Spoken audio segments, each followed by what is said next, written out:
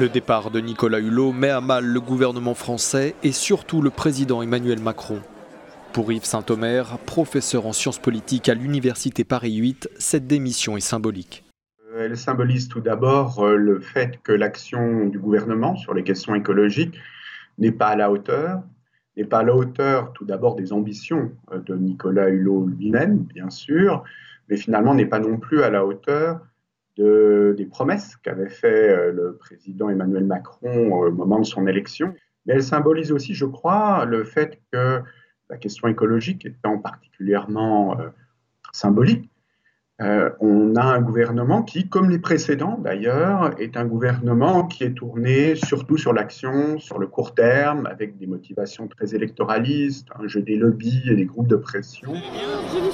Une influence des lobbies dans les cercles du pouvoir dénoncée par Nicolas Hulot. Son départ avec fracas, décidé faute d'avancée sur l'environnement, déconstruit la communication présidentielle. Une communication savamment orchestrée lors de cette opération médiatique, durant laquelle Emmanuel Macron se posait en défenseur de la planète face au président américain Donald Trump. The same responsibility. Make our planet great again. Thank you. Cette déclaration date d'il y a un an à peine, après la décision des États-Unis de sortir de l'accord de Paris sur le climat. Oui, je crois que malheureusement, on a de nouveau un gouvernement où la rhétorique prend le pas sur l'action réelle et où les promesses ne correspondent pas véritablement aux actes.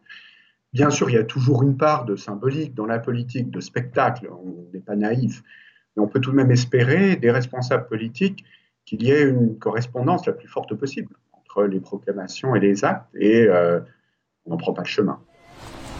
Le Premier ministre, pris de court, a annoncé qu'il proposerait un remplaçant à Nicolas Hulot dans les prochains jours.